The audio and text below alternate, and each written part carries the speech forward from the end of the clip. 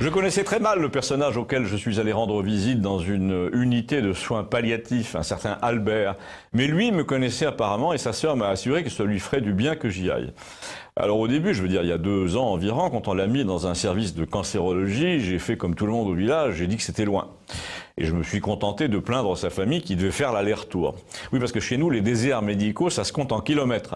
Je ne voudrais pas reprendre la litanie un peu usée du genre contribuable associé, mais le fait est que nous payons les mêmes impôts que tout le monde. Je veux dire, ce tiers de la population qu'on peut appeler campagnarde, paye exactement la même chose qu'un citadin, et pourtant, dans tous les domaines, pour lui, le service public est divisé par 2 ou 3, voire 12, poste, banque, Internet à éclipse, coupure d'électricité jusqu'à 5 heures d'affilée, tout ça par rapport à ceux qui habitent Lyon ou Toulouse et qui n'ont pas tous ces inconvénients. Et quand vous allez voir votre frère, dont vous êtes la seule famille, dans un hôpital lointain, parce que c'est le seul dans toute la région, l'État ne vous permet pas de déduire vos frais d'essence, puisque c'est un trajet qui n'est pas professionnel, surtout si vous êtes à la retraite. Donc ce pauvre Albert allait mourir, on l'avait tiré de son hôpital pour le mettre dans une unité de soins palliatifs, plus proche, et sa sœur m'a dit, ce serait bien que vous alliez le voir, il réclame votre présence, il vous a toujours suivi. Je me suis senti à moitié flatté, à moitié coupable, et j'ai promis d'y aller. C'est un type assez maigre, avec un grand nez courbe, et j'avais été gentil qu'une seule fois avec lui, c'était pour l'aider à tirer sa 4L qui avait mis une roue dans un ruisseau. Il avait une autre particularité, il marchait pieds nus dans des sandales de cuir jusqu'à la mi-décembre. Et comme il était maigre, ses pieds étaient tout pointus, et ils ressemblaient à ceux des gisants, vous savez, sur les tombeaux. On voyait tous les tendons, c'était même un peu effrayant. Donc le jour dit, je regarde sur la carte, sur Google, et je vois la photo du bâtiment où c'était. C'était une unité de soins qui dominait la ville voisine, un double cube au milieu et des bâtiments longs sur les côtés, avec du marbre gris et brillant. Donc j'y vais avec la sœur, que je passe prendre chez elle, et en chemin elle me dit, vous verrez, c'est tout neuf. Mais ça veut rien dire, c'est pas pour ça qu'ils sont plus heureux. C'était ce peuple silencieux des malades incurables qui, en effet, n'est pas vraiment heureux de nature, mais quand on va les voir, on s'aperçoit qu'ils pourraient l'être davantage.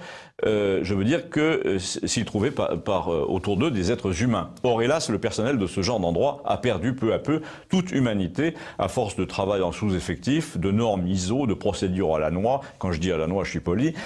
Dès que vous débarquez, vous comprenez très bien que vous n'êtes plus chez les hommes, mais chez des employés qui courent après leurs objectifs.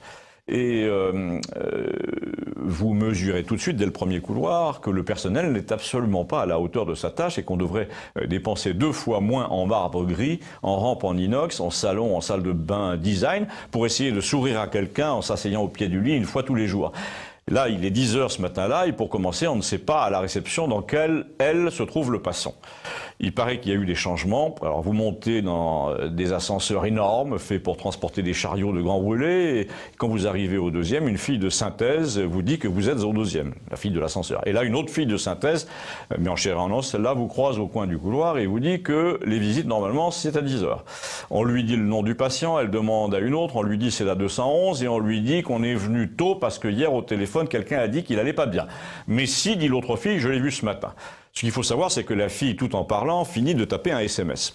Alors on finit par progresser vers la 211, on entre, on voit les pieds nus et pointus du fameux gisant qui dépasse du drap. Le type ne se tourne pas, dans son nez busqué, il y a un petit tuyau, et d'après le rapport médical, qui a été publié ensuite, sa mort remontait à 2 heures du matin.